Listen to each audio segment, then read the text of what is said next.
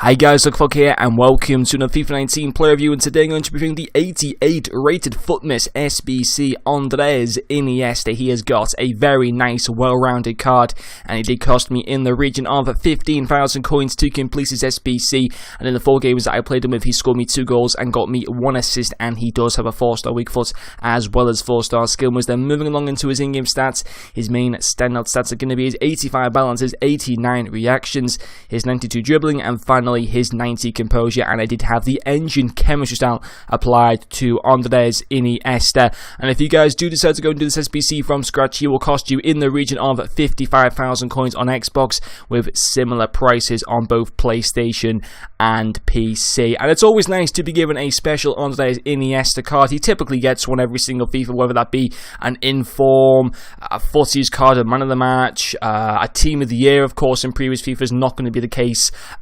this year, of course, but even so, nice to be given a relatively affordable SBC card with a nice high rating, and with it being obviously one of football's greatest talents in Andres Iniestia, who no doubt will be given a flashback card as well in the coming months. But first of all, getting into his first pro, for me it is going to be his passing. Very, very good passing. His vision goes to 99, his short passing goes to 99, and long passing to 97. His crossing, curve, and free kick accuracy are also pretty decent as well. 1 assist in 4 games from a centre-mid position isn't that bad of a return, and to be quite honest, was unlucky not to get me a few more assists as well. His supply to both the player of the month, Marco Reus, who I absolutely love, and Hernan Crespo was very, very good indeed.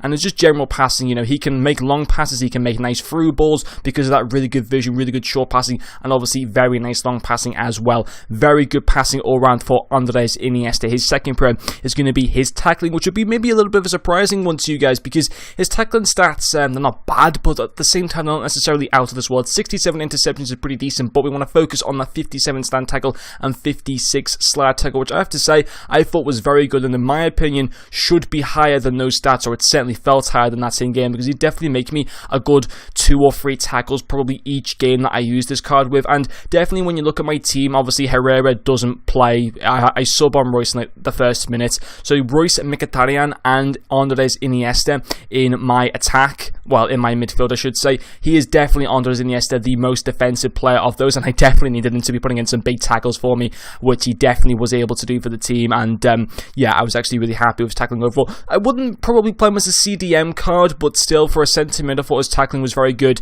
and definitely that would be the position I would obviously play him in. Not a cam, not a CDM. I don't think he suits those positions enough. I think centre mid's definitely the perfect position to get the, you know, to get essentially the best of Iniestia from all around his card. But yeah, so tackling, a second pro to him, and his final pro is going to be his dribbling. Fantastic dribbling stats, 85 balance, 80 agility, but with the 5+, given from the engine chemistry style, does go to 85. 89 reactions is great, 96 ball control goes to 99, and it's also his dribbling goes to 99, and composure at 90 is also very nice. At the height of 5'7" as well, so he doesn't feel clunky, he doesn't feel sluggish, he feels very, very smooth on the ball, similar to Torreira, who I did review a few days ago as well, and definitely dribbling, another nice part to Andres Iniestia. A few more things to touch on before we get into his only con. Pace, he doesn't feel slow, but at the same time isn't quick, but for a centre midfielder, he feels fine. And finishing actually probably wasn't enough to put it down as a pro, but to be fair, he did score me 2 goals in 4 games, which was a decent return as well in all fairness, and I have to say his finishing does feel better than 72.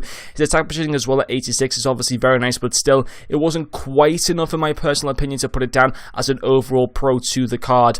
Getting into his only con is going to be his stamina. Now, I reviewed the 81 rated Futmas Sbc a few days ago, and I mentioned that his stamina, which I believe was 56, wasn't an issue to the card. And it's really funny this, because a 55 stamina Andres Iniestia was terrible, because I'd say the past, sorry, should I mention, into the last 15 minutes of the game, he really struggled. Like, he became almost a useless player, and it was so frustrating, because that back 15 minutes, and then when you're playing FUT Rivals, guys, here, imagine if I was playing FUT Champions, you know, where you really want to be getting those wins and stuff like that. You can't be having players essentially being useless from 75 minutes onwards. Obviously, you can have some decent midfielders on the bench, but still, you want your main team to be able to sit through at least a whole 90 minutes with not having to worry about stamina, and unfortunately, stamina is a big problem to this card, and to be quite honest, would certainly put me off ever using this guy in FUT Champions. Don't get me wrong, time and time again. I definitely like to use him as a bit of a sub in FUT Rivals, but overall, you've got to also trap him essentially into a Nation League, because the